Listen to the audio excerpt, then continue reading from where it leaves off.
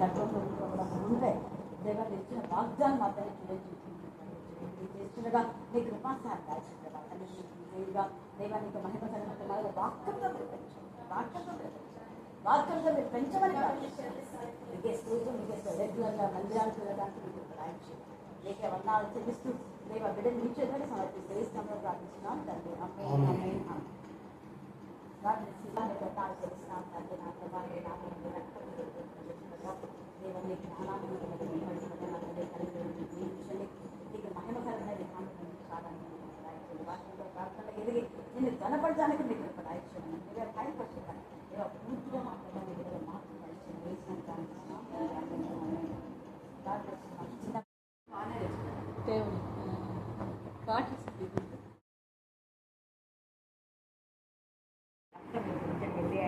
బిడ్డలు నేను ఉద్యోగం చేయడానికి మాత్రం చాలా చేయాలి అర్ధరాత్రి అడ్డుకోవడం కూడా గద్దించమని కానీ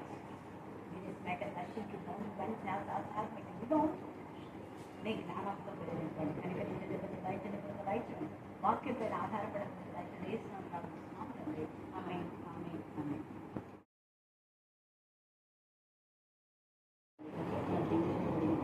గంటలు ఇక్కడ గర్భంలో వేసిన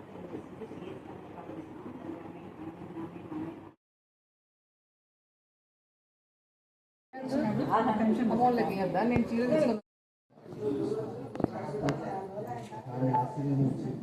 మాత్రమే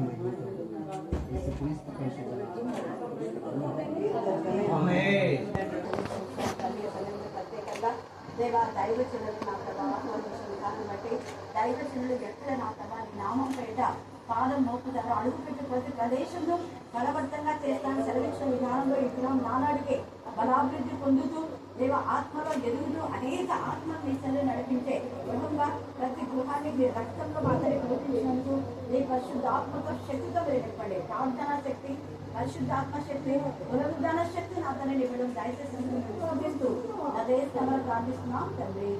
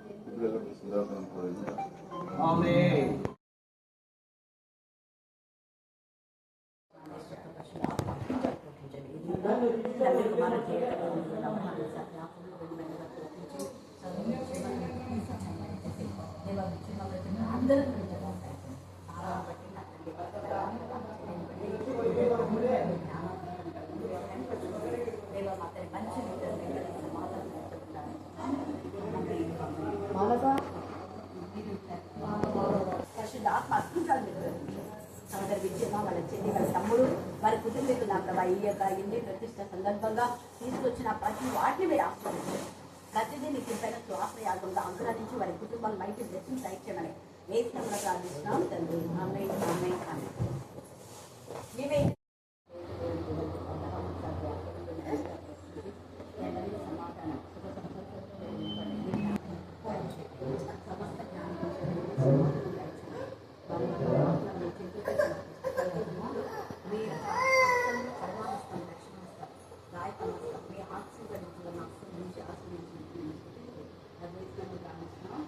సమాధానం దేవాన్ని రక్తం చూపించండి మరి పాపను కూడా మా పని సూచన తీసుకోవడానికి మాకు సహాయం చేయమని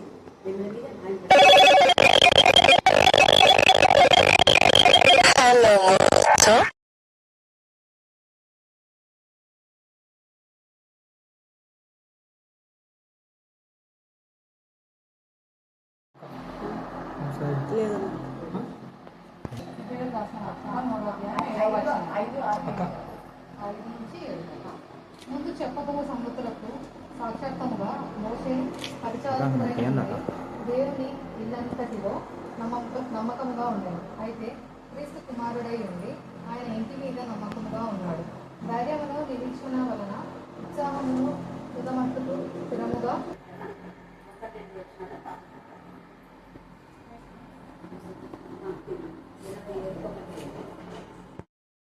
ఒకటి నుంచి 10 వచనాలు.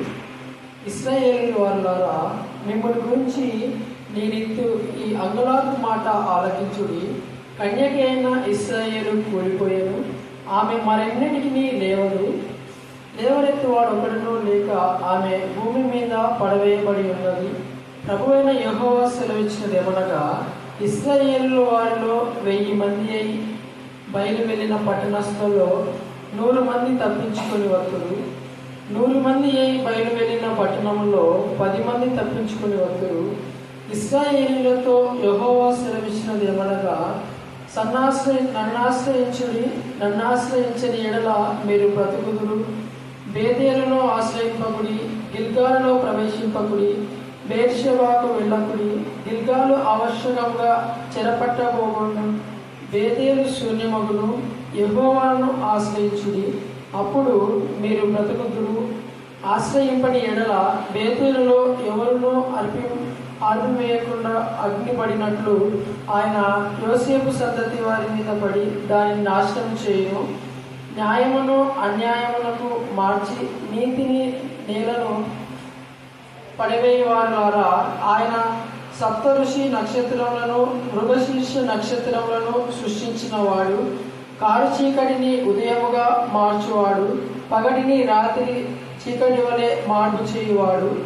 సముద్ర జలములను పిలిచి వాటిని భూమి మీద పొర్లి పారచేయువాడు. ఆయన పేరు యెహోవా. బలాఢ్యుల మీదకి ఆయన నాశనము తెప్పింపగా దుర్గములు పాడవును. అయితే గుమ్మములలో నిలిచి బుద్ధి చెప్పు వారి మీద జనులు పగపట్టుదురు. యథార్థముగా మాటలాడు వారిని అసహించుకుంటారు. దేవుడి యొక్క లేఖనాన్ని వారి యొక్క కుమార్తె విషయంలో మీరు కావాల్సిన న్యాయం చేయించమని ప్రార్థిస్తున్నాం. దేవా తండ్రి, మరి అలా అక్కడ ఎంతమంది ప్రేమ రిక్వెస్ట్ ఇచ్చారు. ముఖ్యంగా స్వార్థమక్కలు ఉన్న బలహీనత మేము లైవచ్చని మొదటి ప్రథమ పరంగా పరిశుద్ధ ఆత్మతో శక్తితో నా తండ్రి నాకు ఇచ్చినటువంటి ఆశ్రయమైన బిడ్డలమ్మ నేను జ్ఞాపకం చేసుకోమని ప్రార్థిస్తున్నాం. అలాగే నా ప్రభ నా ప్రతి సహోదరి గోదావరి నా ప్రభ మీ జ్ఞానాత్మక ఇవ్వండి. ఎస్టీబీసీ కాలేజ్ దేవా ఆమె ప్రతి అక్కడ అవసరంగా వేసి నా బట్టి ఇచ్చమని ప్రార్థిస్తున్నాం. దేవా సహోదరి హెల్లెని బట్టి దేవా నా తండ్రి, అలాగనే నా ప్రభ నా తండ్రి మీ నామంలో మీ రక్తంలో మా తండ్రి ఆమె బట్టి మీరు ఉద్యోగాన్ని బట్టి ఆ కుటుంబాన్ని మీరు ఆశ్రయించమని ప్రార్థిస్తున్నాం. ఇద్దరి నుంచి వచ్చిన గోణ ఆశీర్వాదం అనుకుంటుంది. లాంటి విషయంలో మీరు ఆఫీస్ సక్సెస్ చేశారు మేము స్థుతిస్తున్నాం. దేవా సహోదరి సుధాకర్ సునీత వారి యొక్క కుటుంబాన్ని బట్టి దేవా నా ప్రభ డాక్టర్ నా తండ్రి బ్లెస్సీని శ్రీకాంత్ వారి యొక్క కుటుంబాన్ని బట్టి వారి కుమార్ బట్టి 10th క్లాస్లో ఫస్ట్ క్లాస్ రావడానికి మార్గం చాలా చేయుగాక దేవా. అలాగనే నా ప్రభ నా తండ్రి మీ జ్ఞానాత్మక నా ప్రభ మరి నా తండ్రి నానిని నా ప్రభ లింకా వారి యొక్క ఇద్దరు పిల్లలు బట్టి కూడా మేము స్థుతిస్తున్నాం. మరి యొక్క సహోదరి నా తండ్రి దేవా డాక్టర్ బ్లెస్సీ జ్ఞాపకం చేసుకుని ఆమె వివాహంలో విచ్యుతమైన సహోదరి కళావతి నా ప్రభ గౌతమ్ విషయంలో మీరే దాయిత్యమని ప్రార్థిస్తున్నాం. ఈ రోజు ఇచ్చిన ఈ ప్రార్థన విడుదల అలాగే అనంతపూర్లో దేవా నా ప్రభ రెడ్డిస్ ఫ్యామిలీ నా తండ్రి నేను నమ్మి ఎంతో విశ్వాసంతో వారి కోట్ల లేక ప్రారంభంలో ప్రార్థన చేయించుండగా ఆ కోట్లు నా తండ్రి మీ రక్తంలో ప్రోక్షించి మీకే మహిమ ఘనత ప్రభావం చెల్లించుకుంటాను. స్తోత్రం. మిమ్మల్ని మీరే అన్ని జనుల్లో మీరు మహిమపరచబడుతున్నందుకు మేము ముస్లిం భాషకు మీరు ఇచ్చిన విశ్వాసం నమ్మకం బట్టి మేము స్థుతిస్తున్నాం. ఇంకా మేము ఎవరిని మర్చిపోయినా మీరు కృపను జ్ఞాపకం చేసుకోండి. శాంతి జీవితాన్ని మీరు ఇంత త్వరగా సెట్ చేసినందుకు ఎంత స్థుతించినా కూడా తక్కువే దేవా. ఎంతో మంది బిడ్డలు తల్లిదండ్రులు లేక వాళ్ళ యొక్క నా ప్రభా సంబంధాలు చూడలేక ఎంతగా మొగస్తున్నారో మీకు తెలుసు ప్రభా. వయసు మించిపోతుందని కన్నీరు కాల్సిన వాళ్ళు ఎంతో మంది ప్రార్థన విన్నపం ఇచ్చారు. కానీ కరుణా పీఠంలో ప్రతి బిడ్డని మీరు జ్ఞాపకం చేసుకున్నామో మేము స్థుతిస్తున్నాం. ప్రతి కన్నీటిలో చెల్లు సమాప్తి చేసిన దేవా నేను స్థుతిస్తున్నాం. చదవన లేఖన భాగాన్ని బట్టి నా ప్రభాన్ని కరుణా పీఠంలో మేము ఎత్తుపడుతూ వాక్యానుసారంగా జీవించడానికి మాకు జ్ఞాపించి నేనెత్తు అంగలార్పు మాట ఆలోచించారు. అంగలార్పు అంటే బాధపడుతున్నాడు దేవుడు. ఎక్కడో ఇనుప కొలువులో ఉండి ఐగుప్తులో చీకటిలో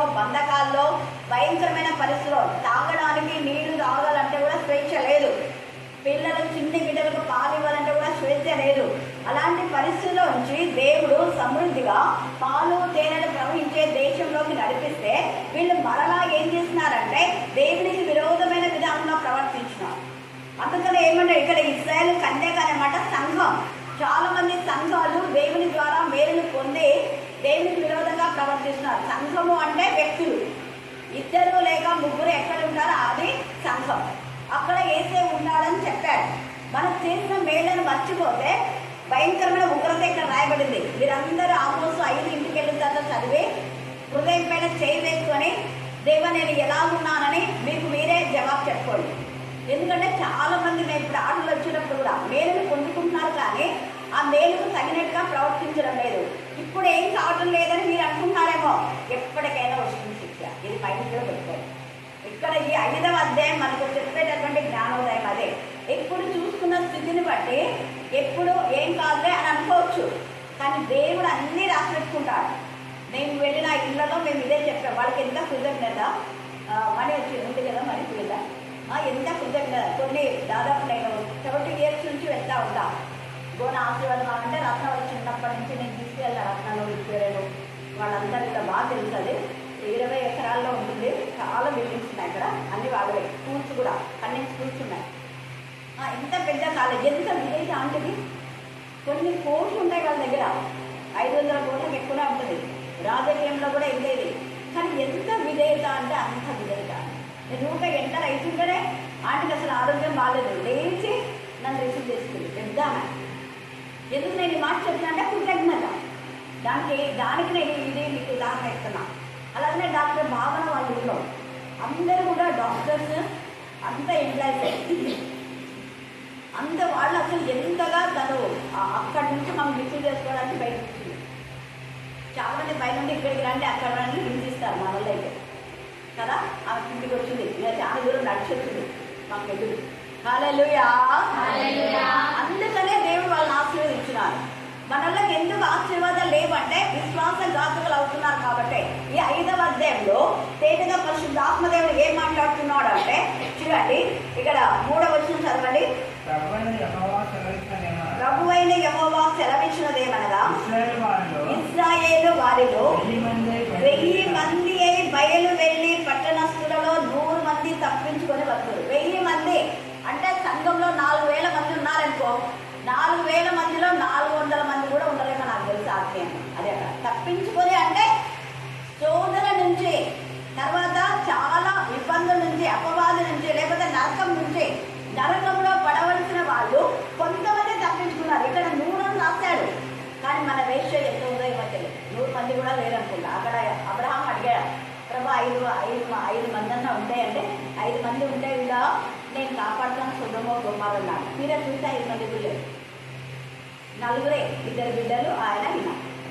చూడండి ఎంత బాధ ఉంటుంది. ఇక్కడ అదే చెప్తున్నాడు, అంతమంది వెళ్ళారు. దీని అర్థం చాలా ఉంది. మీరు 10 లక్షలు ఒకవేళ మీకు ఏమైనా ఆర్థిక సాయం వచ్చింది అనుకో, దాంట్లో మీకు మిగిలిన 10 వేల మిగిలిన. మీకు పొలంలో 2 లక్షలు వచ్చిందనుకో, ఎందుకు మిగలదు అంటే కింద ఉంది. మీరు ఏం చేస్తున్నారు, ఎందుకు ఇలా జరుగుతుంది అంటే మీరు అన్యాయం చేస్తున్నారు. మీకు బుద్ధి చెప్పిన వాళ్ళ మీద మీరు మళ్ళీ నేరారోపణ చేస్తున్నారట. 10వ వచనం, అయితే గుమ్మములలో నిలిచి బుద్ధి చెప్పు వారి మీద జనులు ఏం చేస్తారట, పగబడతారు. నేను న్యాయంగా చెప్తా, ఎవరైనా కూడా న్యాయం అని చెప్తా, కానీ వాళ్ళు వినరు, మూర్ఖులు. ఇక్కడ నేను మళ్ళీ చెప్తున్నా, న్యాయమును ఇప్పుడు మీరు పాటించకపోతే మీ తర్వాత 4 తరాలకు శిక్ష వస్తారు. గుర్తుపెట్టుకోండి. అది ఏదైనా అన్యాయమని ఖచ్చితంగా మీకు తెలుసు. తెలిసినప్పుడు న్యాయంగా ప్రవర్తించకపోతే మీతో పోతే పాపం మీ బిడ్డలకు, మీ కొడుకులకు, మళ్ళా మీ పిల్లలకు ముక్త మనమల వరకు వస్తారు. అంతవరకు తెచ్చుకుంటారు. దేవుడు తేటగా మాట్లాడుతున్నాడు ఇక్కడ. ఇంట్లో మాలాంటి వాళ్ళు బుద్ధి చెప్తే మమ్మల్ని ఇట్లనే మైకులు గట్టి పెడుతుంది. మళ్ళీ వాళ్ళంతా ప్రార్థన చేపించుకొని మళ్ళీ మంచిగా ఉండింటారు. జైల్లో పడవలసిన వాళ్ళని దేవుడు కాపాడుతారనుకో, అది ఉండదు. కొందరికి ఉంటుంది. కొందరు గుర్తు చేసి నిజంగా అక్క మమ్మల్ని ఈ విషయంలో ఫోన్ చేపించి మమ్మల్ని ఈ కేసు నుంచి విడిపించింది అని కొంతమంది కృతజ్ఞత, సునంద లాంటి వాళ్ళు కృతజ్ఞత కలిగి గుర్తు చేసింది నిన్న ఎందుకో. ఇంకా కొంతమంది ఈరోజు ఆటోలో వచ్చినప్పుడు కొంతమంది గుర్తు చేస్తున్నారు మేళ్ళని. అంటే నేను అనేది కాదు, అక్కడ ప్రార్థన దేవుని యొక్క శక్తి. కరుణాపీఠంలో దేవుడు చేసిన మేళని ఎప్పుడు మర్చిపోదు మీరు. ఆ పాప ఎందుకు సునంద అంత ఇదిగా అంత అలసిపోయినా కూడా వస్తుంది అంటే అప్పటి నుంచి దేవుడు ఆత్మీయంగా బిడ్డలు ఎదురు చేస్తాడు, ఒక్కరిపైన ఆధారపడుతుందిగా.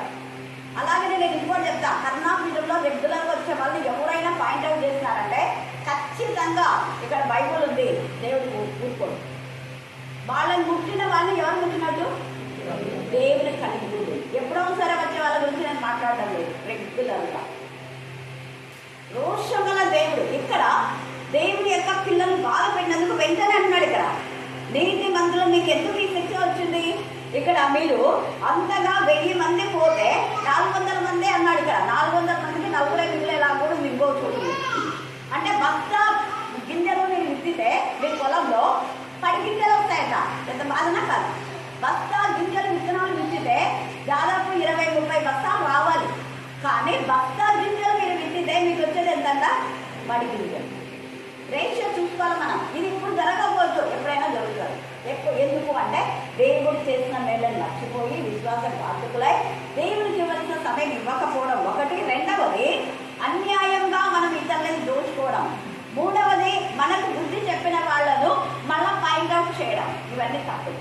అవన్నీ వరుసగా పెట్టి ఆమోస్ అంటాడు 2-3 తప్పులు మీరు చేసినందుకు మీకు అంతా శిక్ష. ఆమోస్ అంటే అదే, ఎక్కువ తప్పులు కాదు, 2-3. మరి 2-3 తప్పులకే శిక్ష వస్తే మరి ఎక్కువ తప్పులకు ఇంత శిక్ష రావాలా? ఇక్కడ బుద్ధి చెప్పిన వారికి ఎంత చక్కగా చెప్పినాడు. గుమ్మములలో అంటే దేవుని సన్నిధి అనొచ్చు. ఇది యెహోవా ఏర్పాటు చేసినటువంటి దినం. ఈ ఇది నీతి గుమ్మం, నీతి మంతులు ఇందులో ప్రవేశించుదురు. ఈరోజు హౌస్ డెడికేషన్ లో అదే వాక్యం అనమాట. అందుకనే ఇక్కడ అయితే గుమ్మములలో నిలిచి బుద్ధి చెప్పు వారి మీద జనులు ఏం చేస్తారంట? ఏం చేస్తారు? చదవండి అక్కడ, గట్టి చెప్పండి. ఎవరి మీద పగబడుతున్నారు? ఎవరి మీద పగబడుతున్నారు? గట్టి చెప్పాలా? రాళ్ళకు వినపడాలి.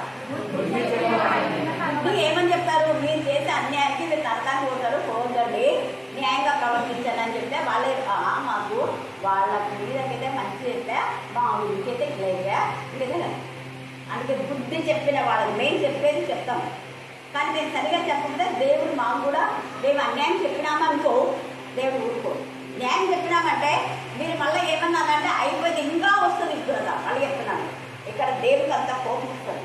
తర్వాత ఇదంతా కోపంతో బాధతో రాస్తున్నాడు. అందుకనే తర్వాత ఏమన్నా చూడండి, యథార్థముగా మాట్లాడు వారిని ఏం చేస్తారంట? అసహించుకుందరు. యథార్థంగా ఉన్నమాట ఉన్నట్టుగా చెప్పే చాలా మంది ఉన్నట్టుగా చెప్పారు. వాడితో వీళ్ళతో డబ్బులు తీసుకొని బమ్మిని తిండి చేస్తారు. తప్పుడు పత్రాలు చేసుకొని చాలా మంది నాకు ప్రేయర్లో చెప్తారు. ఎందుకు? ఎవరు మోహన్ అన్న అంటే ఇందిరా వాళ్ళ అక్క తర్వాత వాళ్ళ బావ, వాళ్ళిద్దరు ఇప్పటికి 9 ఏళ్ళ నుంచి నాకు ఇస్తున్నారు రిక్వెస్ట్. అన్యాయంగా ఉద్యోగం ఉంది అయినా కానీ ఉద్యోగం ఉందని చిన్నది ఏదో ఇచ్చినారంట. ఇప్పటికి బాధపడుతున్నాడు. అన్నకు పెన్షన్ రావట్లే, ఎంత సఫలవుతున్నారు. కానీ వాళ్ళ పిల్లలు బాగున్నారంటే వాళ్ళు అట్లా అన్యాయం చేస్తే చదువుకున్నారు అంటే వాళ్ళు చదువుకున్నారు, వాళ్ళ ఇష్టం. అది చదువుకున్నారని తక్కువ చేయకూడదు. తప్పుడు విధానంలో చేస్తే దేవుడు అసలు క్షమిస్తాడు. ఎప్పుడు ఏడుస్తుంటారు ఇంకేగలంట, మాకు ఇది చిన్నది ఇచ్చినారంట, ఇంత చిన్నగా ఇచ్చినారు మాకు అనేది బాధపడుతూ ఉంటారు. అలాగే చేయకూడదు అంటే వాళ్ళ తోడుకోవడం కూడా నేను వచ్చిన వాక్కొన్నాను. ఇక్కడ ఎందుకు అంటే అన్యాయం జరుగుతుంటే మాకు ఎందుకులే అని అనుకోవద్దండి. అన్యాయం ఎప్పుడు కూడా సహించొద్దండి. ఇలాగ మనం వాళ్ళు ఏమనుకున్నా పర్వాలేదు. ఇక్కడనే అంటున్నాడు చూడండి, ఏమైనా దోష నివృత్తిని రూపం పుచ్చుకొని దోష నివృత్తే కదా. ఈరోజు ఎంత బాగా మాట్లాడుతున్నాడు దేవుడు. మీరు చదవండి, ఇది ఇంటికంతా కంట చేయడం వీలైతే పిల్లలంతా. దోష నివృత్తికి రూపం పుచ్చుకొని నీతి మంతులను బాధ పెట్టుచు గుమ్మములకు వచ్చు బీద వారిని అన్యాయం చేయడం వలన మీ అపరాధములు ఏమైపోయినాయంట? అందరూ చెప్పాలా? ఏమైపోయినాయి? విస్తారమైన మీ అపరాధాలు. ఎప్పుడు వస్తాయి? ఇప్పుడు కనపడే అపరాధాలు ఒకరోజు కనపడతాయి. ఎందుకు? ఆ రోజు 4 సంవత్సరాలకు నేను కర్ణాటక రావడానికి 40 సంవత్సరాల బాధరాలు మీరు రత్న అని విన్నారు కదా. మీరంతా విన్నారా లేదా? 4 సంవత్సరాలు రాలేకపోతా. తర్వాత పశ్చాత్తాపడి అంటుంది 40 సంవత్సరాలు అయిపోయాక బాధ అంటే ఎందుకైతే క్షమాపణ పెట్టుకున్నావు దేవుడికి, దేవుడు సహాయం చేశాడు. ఇంకా కొన్ని విషయాల్లో అంటే కాబట్టి ఇంకా పూర్తిగా రిలాక్స్ కావట్లే. ఉదాహరణ దాని ఒప్పుకున్నాడు కదా. ఒప్పుకున్నా ఏమైంది? కొడుకు నచ్చిపోయినాడు, బిడ్డ జీవితం ఇదైపోయింది, ఇంకో కొడుకు నచ్చిపోయినాడు. ఇంతమంది చూడండి ఎంత బాధ. పగటి వేళ భార్యలంతా పాడు చేసే ఒక్క స్త్రీకి బాధ పెట్టే దేవుడికి ఎంత కోపం అంటే అంత కోపం వస్తాయి. ఇది చదివితే మీకు అర్థమైపోతుంది. తర్వాత అన్నాడు చూడండి, మీ అపరాధములు విస్తారమైనవనియు మీ పాపములు ఘోరమైనవనియు నేను ఎరుగుదును. దేవుడికి బాగా తెలుసు. అందుకని ఇక్కడ ఏమన్నాడు? ఇది చదివిన తర్వాతనే ఇప్పుడు మనం 5 దగ్గరికి రావాలా. 5వ వచనంలో ఇదంతా చదువుకోండి. 100 మందికి అట్లా 100 మందికి వస్తే 10 మంది వస్తారు. తర్వాత 5వ వచనంలో ఇశ్రాయేలులతో యెహోవా సెలవిచ్చినదేమనగా నన్ను ఆశ్రయించుడి. ఎవరిని ఆశ్రయించాలట? కరుణాపీఠంలో మేళ్లు పొందుకొని అక్కడిక్కడ వెళ్ళారనుకో మీకు తర్వాత కూడా కదా. నన్ను ఆశ్రయించుడి. నన్ను ఆశ్రయించిన ఎడల మీరేం చేస్తారు? బ్రతుకులు. గడి చెప్పండి అందరూ. యెహోవాను ఆశ్రయిస్తే బ్రతుకుతారు. యెహోవాను ఆశ్రయిస్తే బ్రతుకుతారు. ఇలా చేయొద్దు. మీరు చేయకుండా దేవుని వాక్యాన్ని ఆశ్రయించండి. ఎక్కడ మేలు పొందుకున్నారో అక్కడనే బ్రతుకులు ఇది కావాలి. అటు ఇటు తిరిగావా తర్వాత ఉంటుంది. అందుకని ఇక్కడ అంటున్నాడు నన్ను ఆశ్రయించుడి అంటున్నాడు. తర్వాత చదవమా. బేతేలును అది బేతేలు మీకు ఏం మేలు చేయాలా? చేసింది దేవుడు. కరుణాపీఠంలో మేలు పొందుకొని అక్కడిక్కడ గాలి చేత కొట్టబడ్డలాగా పోవద్దు. ఇప్పుడే ఇందాక నేను ఆడ సౌదరమ్మ గురించి నిజంగా చేసిన మేళని మర్చిపోతే కుటుంబంలో నెమ్మది ఉండదు. ఏం నెమ్మది లేదు. నెమ్మది ఎక్కడి నుంచి వస్తున్నారు? చూడండి ఇక్కడ చూడండి. నన్ను ఆశ్రయించిన ఎడల మీరేమవుతారు? బ్రతుకుదురు. అంటే నామక వాస్తే బ్రతుకుతున్నా చచ్చిన లాగానే ఉంటారు. అందుకనే ప్రకటన 3లో జీవించిన పేరు మాత్రం ఉంది కానీ నువ్వు ఎవరివి? ఇక్కడవే. చచ్చిన అంటే రోజు పిసామైన ఉన్నది. ఇంకా చచ్చినట్టునే ఉంటుంది బతుకు. బతికినా చచ్చినట్లే ఉంటుంది. అందుకని ఇక్కడ అంటున్నాడు. తర్వాత అంటున్నాడు బేతేలును ఆశ్రయింపకుడి. ఇంకొకటి ఏమి? గిల్గాలులో ప్రవేశింపకుడి. బెయేర్షెబాకు వెళ్ళకుడి. గిల్గాలుకు మీరు వెళ్తారా? దేవుడు చేసిన మేళను మర్చిపోయి వేరే చోటికి పోతారా? పోండి. అప్పుడు ఏమిటిందంట? ఆలస్యముగా చెరపట్టబడిపోవు గిల్గాలు. ఒకవేళ దేశం దగ్గరికి పోతారా? శూన్యమగు. అక్కడనేమో మీరు పట్టబడతారు. ఎక్కడ ఇది శూన్యం ఏంటంటే ఇక్కడికి పోతే మీ ఊరు మీరు అందరూ నాశనం అవుతారు. శూన్యం. సుధమ గొప్పలపైన శూన్యమైపోయింది వాళ్ళ లైఫ్. నీతిమంతుడైన లోతు నొచ్చుకున్నాడు. కానీ ఏం ప్రయత్నం? 2 బిడ్డలు పరిశుద్ధంగా పెట్టుకోలేకపోయింది. చూడండి బ్రతుకులు ఎలాగ తారుమారైపోతాయి. వాళ్ళు అనుకోలేదు. ఆ సిచ్యువేషన్ వరకు వాళ్ళు అనుకోలేదు. ఆ సిచ్యువేషన్ వరకు నేను అబ్రహాం కంటే బాగుంటానులే అనుకున్నాడు. అబ్రహాం చేసిన మేళను మర్చిపోయినాడు. లోతు ఎక్కడో ఉన్న వాడిని తీసుకొని వచ్చి మంచిగా ఉన్నత స్థాయిలో లోతు నుంచితే పశువుల కాపరికి వాళ్లకు గొడవలు వస్తే పశువుల కాపర్లు గర్జించి చేసేది పోయి వాళ్ళ భార్య చెప్పినట్టు విని నువ్వు కూడా నీ బిడ్డ చెప్పినట్టు నీ కొడుకు చెప్పినట్టు వింటే భక్తులు ఇలాగనే అయిపోతాయి. గర్జించాలా చెప్తే నీకు సిగ్గు ఉందా ముందు అని. ఎక్కడ మేళ్ళు పొందుకున్నాం, మీరు ఎలా చేస్తున్నారు అని అడగాలి. ఒక తండ్రిగా, ఒక కొడుకుగా, ఒక కూతురుగా. ఒకవేళ మీ తల్లి ఆటంకమా తల్లిని గద్దించండి. తండ్రి ఆటంకమా తండ్రిని గద్దించండి. భర్త ఆటంకమా భర్తను గద్దించండి. అన్నదమ్ములు కూతురు ఆటంకమా కూతురు గద్దించండి. గద్దించకపోతే దేవుడిని లెక్క ఉంటారు. ఇక్కడ అందుకనే చెప్తున్నాడు. తేలిగా మాట్లాడుతున్నాడు. ఆమోసు ప్రవక్త ద్వారా మాట్లాడుతూ ఉన్నాడు. గిల్గాలులో ప్రవేశింపకుడి. బెయేర్షెబాకు వెళ్ళకుడి. గిల్గాలు ఆవశ్యకంగా చెరపట్టబడిపోను. బేతేలు శూన్యమగును. యెహోవాను ఆశ్రయించినప్పుడు మీరేమైతారంట? బ్రతుకుదురు. ఆశ్రయించని ఎడల ఇష్టం చేసిన మేడలో మర్చిపోవద్దని చెప్తాం మేము. మర్చిపోతే ఆశ్రయించని ఎడల ఏమైతుంటాం? బేతేలులో ఎవరినో ఆత్మ లేకుండా అగ్ని పడినట్లు ఆయన యోసేపు సంతతి మీద పడి దాన్ని నాశనం చేయని. యోసేపు సంతతి అన్న. యోసేపు సంతతి ఎంత మేలు చేసింది ఒకప్పుడు. కానీ ఇప్పుడు ఏం చేస్తున్నారు వాళ్ళు? దేవుడికి విరోధంగా. ఒకప్పుడు ఆశీర్వదించబడ్డ వాళ్ళే ఇప్పుడు దేవుడికి విరోధంగా విశ్వాస ఘాతకులు అయిపోతే ఆ సంతతి మీద కూడా దేవుడికి క్షమించాడు. గుర్తుపెట్టుకోండి. యోసేపు అనొచ్చు, ప్రభా నన్ను అప్పుడు అంతా వాడుకున్నాడు కదా, నేనంత ప్రపంచం అంతా నేను అవును నీ వరకు నీ తెలిసింది. కానీ నీ సంతతి అలాగా లేదే. నీ తదనంతా నీ పిల్లలాగా లేదే. నీ పిల్లలంతా క్రూర మృగాలాగా తయారైనారు కదా.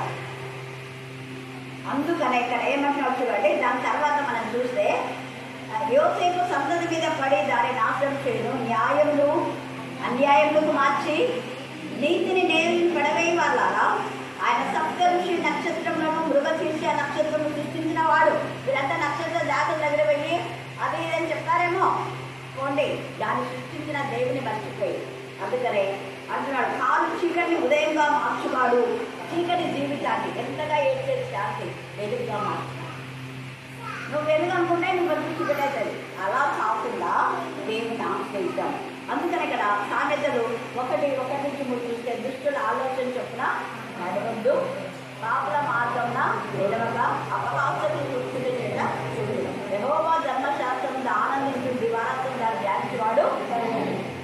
అందుకే యెహోవాను ఆశ్రయించాలి. యెహోషువ 1:7 కూడా మీరు తర్వాత కట్టప్ చేయండి. యెహోషువ 1:7, ఇర్మియా 1:3-5 కట్టప్ చేయండి. మీరు అక్కడ ద్వితీయోపదేశ కాండము 6:5-6 కట్టప్ చేయండి. ద్వితీయోపదేశ కాండం 11వ అధ్యాయము అక్కడ కూడా 12 మీరు కట్టప్ చేయండి. ఇవన్నీ కూడా ధర్మశాస్త్రము గురించి. కీర్తన 119:1-2 కట్టప్ చేయండి. కీర్తన 120:1-2 కట్టప్ చేయండి. ఆపత్ కాలమందు యెహోవా నీకు ఉత్తరమిస్తాడు. ఇవన్నీ దేవుడు గుర్తు చేస్తాడు.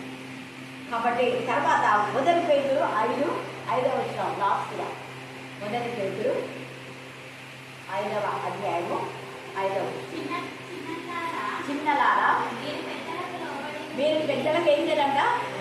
లోబడండి. లోబడుతున్నారా? మరి లోబడే జీవితమే లేదు. మీరందరూ ఎదురు వాణి ఎలా నీ కుటుంబం నీవనుకోదు, ఎదురు వాణి ఎలా దీన మనస్సును ధరించుకోండి, మిమ్మల్ని అలంకరించుకోండి. దేవుడు అహంకారం ఏదించి దీనులకు అహంకారంతో నాది బలం ఉంది అని ఒకవేళ విర్రవేస్తే ఒకరోజు నీ బలంగా నాశనం. అలా కాకుండా మనం దేవుని ఆశ్రయిద్దాం. యెషయా 43:3 చదువుకోండి, టైం లేదు. యెషయా 62:1-2 చదువుకోండి. యెషయా 60వ అధ్యాయం, లెమ్ము తేజరిలు యెహోవా మహిమ నీ మీద ఉదయించను. 62:1-2 నీతి సూర్యుడు నీ మీద ఉదయించను, ఆయన రెక్కలు మనకు. తర్వాత మలాకి 4వ అధ్యాయము అక్కడ మనం చూస్తే ఆయన రెక్కలు మనకు ఆరోగ్యం ఇస్తాయి. ఆయన గర్విష్ఠులందరినీ నాశనం చేస్తాడు. 4వ అధ్యాయం మలాకిలో చాలా తేటగా రాశారు. అక్కడ గర్విష్ఠులందరినీ కొయ్య కాలువలాగా అగ్నిలాగా ఆయన కాల్చి దహింప చేస్తారు. వీరులకు ఆయన కృప చూపిస్తారు. యెహోవాకి భయభక్తి గల వారి ఎలా, ఆయన సన్మార్గం గలవాడి ఎలా, మంచిగా ప్రవర్తించే వాడి ఎలా ఆయన దృష్టి ఉంటుంది. ఆయన వాళ్ళను వాళ్ళ పిల్లలను కాపాడతారు. మనం దేవుని ఆశ్రయించి మనము మన పిల్లలు దేవునికి మహిమకరంగా అవుదాం. అప్పుడు యోహాను 10:20 చెప్పినట్టుగా, చూడుము నా అరచేతుల్లో నేను చెప్పుకుంటున్నానని యెషయా 49:10-15 చెప్పినట్టుగా, మరి ఇక్కడ యోహాను 10:28 కూడా నా చేతిలో మీరున్నారు, ఎవరు మిమ్మల్ని ఆహ్వానించారు. ఎన్నెన్ని తాకిదులు తెచ్చినా, ఎన్నెన్ని పత్రాలు తెచ్చినా, ఎంతమంది తెచ్చినా కూడా మిమ్మల్ని దేవుడు కాపాడతారు. దేవుడి వాక్య భాగం దీనికి ఆశీర్వదించుగాక. ఆమేన్, ఆమేన్, ఆమేన్. అఖిలంగా నా జీవితంలో చేసిన మేలును బట్టి దేవునికి నా నిండు చెల్లిస్తున్నా. అందరు కలిసి 86వ కీర్తన చదువుతాను. యెహోవా నేను దీనుడను దరిద్రుడను, చెవియొగ్గి నాకు ఉత్తరమేమో. నేను నీ భక్తుడను, నా ప్రాణం కాపాడము. నా దేవ, నేను నమ్ముకొని ఉన్న నీ సేవకుని రక్షింపుము. ప్రభువా, దినమెల్లా నీకు మొరపెట్టుచున్నాను, నన్ను కరుణింపుము. ప్రభువా, నా ప్రాణం నీ వైపునకు ఎత్తుచున్నాను, నీ సేవకుని ప్రాణం సంతోషింపచేయము. ప్రభువా, నీవు దయాళుడవు, క్షమించుటకు సిద్ధ మనసు గలవాడవు, నీకు మొరపెట్టు వారందరి ఎడల కృపాతిశయం గలవాడవు. యెహోవా, నా ప్రార్థనకు చెవియొగ్గుము, నా మనవుల ధ్వని ఆలకింపుము. నీవు నాకు ఉత్తరమిచ్చువాడవు గనుక నా ఆపత్ కాలమందు నేను నీకు మొరపెట్టెదను. ప్రభువా, నీవు మహత్యం గలవాడవు, ఆశ్చర్య కార్యములు చేయవాడవు, నీవే అద్వితీయ దేవుడవు. ప్రభువా, దేవతల్లో నీ వంటివాడు లేడు, నీ కార్యములకు సాటి అయిన కార్యములు లేవు. నీవు సృజించిన అన్యజనులందరూ వచ్చి నీ సన్నిధిని నమస్కారం చేయుదురు. తర్వాత 12వ వచనం, యెహోవా, నీవు నాకు సహాయకుడవై నన్ను ఆదరించుచున్నావు. నా పగవారు చూచి సిగ్గుపడినట్లు శుభకరమైన ఆనవాలు నాకు కనపరచుము. దేవుడి పరిశుద్ధ వాక్యం దీవించి ఆస్వాదించినాక ప్రతిరోజు నేను ఈ నెల నాకు మందుల షాపులో 2 లక్షలు టార్గెట్ ఇచ్చినారు. ఈ ఎండాకాలంలో మే నెలలో ఎక్కడైనా మందులు అంత సేల్ అవుతాయంటే కావు. వాళ్ళు చూస్తే నాకు చాలా ప్రెజర్ ఇచ్చినారు. టీచర్తో నేను స్టార్ట్ చేసేటప్పుడు ప్రాబ్లం చేయించుకున్నా, స్టార్ట్ చేసిన తర్వాత అస్సలు సేల్ అయితే కావడం లేదు. నాకు పై నుంచి సార్ వాళ్ళు ఫోన్ చేసి చాలా తిట్టినారు. నాకు చాలా బాధ అనిపించింది. ఆ బాధను తట్టుకోలేక ఇంకా కొన్ని నిద్రలు కూడా జాబే మనం ఎలా అనుకున్నంత ప్రెజర్కి ఈ ఎండాకాలం అమ్మడిపోతే వాళ్ళు కూడా మనల్ని అర్థం చేసుకోవాలి కదా. నెక్స్ట్ మంత్ జూన్లో చేస్తాం, అమ్ముతాం అనుకుంటే కూడా వినట్లేదు. కానీ నాకు నిద్ర కూడా కొన్ని నిద్రలు అసలు నిద్ర నేను జాబ్ పని చేయాలని అనుకున్నాను. అంత ప్రెజర్ వచ్చినప్పుడు నేను ఒక రోజు టీచర్తో ప్రాబ్లం చేయించుకొని ఇట్లా చెప్పినానంటే దేవుడు చేస్తారని టీచర్ చెప్పింది. అది నమ్ముకొని నేను షాప్కి వెళ్ళినాక ఇంకా సేల్ కాకుంది. నేను మా అక్కకి ఫోన్ చేసిన, అంటే ఇట్లా నాకు ప్రెజర్ అవుతుంది, నేను బంద్ చేయాలనుకుంటున్నా అంటే లేదు రేపు ఫ్రైడే కదా ఉపవాసం ఉందాం ఇద్దరము అనేసి మా అక్క చెప్పింది. చెప్పిన తర్వాత ఒక ఆయన వచ్చి 10 సంవత్సరాలు అంటే అదే నా స్టార్టింగ్ బిల్లు 10 సంవత్సరాలు కావాలని చెప్పినాడు. నేను రేపు పొద్దున ఎక్కువ చెప్పకపోతా అన్నాడు. నేను నాకు వెంటనే దానిని గురించి వచ్చినాను. దాని ప్రార్థన చేస్తుంటే నేను వచ్చింది జవాబు వచ్చింది కదా జవాబు నేను ఇట్లా అనుకున్నా. కానీ ఆయన పొద్దున తీరా చూస్తే ఉపవాసం ఉన్న విగ్రహం నిన్న మా అక్క ఉన్న తర్వాత ఆయన సాయంత్రం 11 గంటలకు వస్తాను. సాయంత్రం అయినా రాలేదు. దేవాన్ని నువ్వు ఉపవాసం ఉన్నావు, దేవాన్ని నా మొర వినాలంటే నువ్వు ఏదో ఒకటి నాకు జవాబు దయచేదేవని మా అక్క చెప్పిన. నాకు ఎంపడే తిట్టింది, దేవునికి నువ్వు కండిషన్లు పెడుతున్నావు అది అనేసి తిట్టింది. ఆయన వారం అయింది ఏది లేదు. ఒకరోజు నాకు బాగా చేసింది, దేవా నువ్వు ఈరోజు నువ్వు కార్యం మొదలుపెట్టు, దాన్ని మొదలు పెడితే నువ్వు అంతం చేస్తావు కదా, నాకు ఆ నమ్మకం ఉంది కదా దేవా అని అనుకున్నా. దేవుడు అనుకోకుండా ఒకరోజు మొదలుపెట్టినాడు. విని దేవుడు అనేది సేల్ చేసినాడు. చేసిన తర్వాత నేను ప్రార్థన చేసుకున్నాను. 2 లక్షలు అంటే నమ్మాలంటే 250 బ్యాగులు అమ్మాలి. అది అమ్మాలంటే చాలా కష్టం. ఈ మేలో అందరికీ కష్టం అని తెలుసు, చెప్తున్న వాళ్ళ కష్టం అన్నారు. కానీ అది ఎవరికి కష్టం అంటే మనుషులకి కష్టం, కానీ దేవునికి అయితే అస్సలు కష్టం కాదు. ఇంత జరిగినా కూడా 75% 55% అయితేనే ఉంది. నేను ఎలా 1వ తేదీ 2 రోజులు ఉంది, 3 రోజులు ఉంది. 3 రోజులు ఉంది, నిన్న 2 రోజులు దేవుని కొద్దిగా తక్కువ స్థుతించిన సేల్ అని అయ్యేది. కానీ దేవా 1వ తేదీ వస్తుంది కదా దేవా, ముందే బిల్లు కొట్టి పెట్టాల, వాళ్ళు రైతులు రాకుండా బిల్లు కొట్టి 2 లక్షలు చేయాలా అని ఇట్లా సైతాన్ని ప్రేరేపిస్తుంది. నాకు ఇట్లాంటి విజయం వద్దు దేవా, నువ్వు ఖచ్చితంగా రైతులు వచ్చి తీసుకుపోయే బిల్లే 2 లక్షలే కావాలని నేను అనుకున్నా. అదేవిధంగా ఈరోజు 2 లక్షలు దాటిపోయింది. ఇంకా నెలకి 2 రోజులు టైం ఉంది, 3 రోజులు ఉంది. మా షాప్లో వాళ్ళు అయితే బస్తాలు వేరే సైడు బోర్లు ఉన్నాయి, అక్కడ అమ్మకపోతే మన సైడ్ అన్నీ రాగలి ఎక్కువ శాతం. వాళ్ళు ఎన్నో సంచులు అమ్మినారు. వాళ్ళు ముందు అమ్మిన వాళ్ళే 2 లక్షలు చేయలేదు. నేను వెనక చిన్నగా చేసుకుంటూ వచ్చిన 2 లక్షలు ఈరోజు కంప్లీట్ అయ్యి 2 లక్షలు దాటింది. రేపు ఇంకా 3 రోజులు మిగిలింది. 3 రోజులు కూడా దేవుడు సేవ్ చేస్తాడు. దేవుడి యొక్క గొప్ప కార్యాన్ని బట్టి దేవాదేవునికి వందనాలు. అదేవిధంగా ఉపవాసం నాకు ఎప్పుడు నేను దేవుని ప్రార్థన చేసి పొందుకునే అనుభవం ఎప్పుడు లేదు నాకైతే. ఇదే ఫస్ట్ అనుభవం.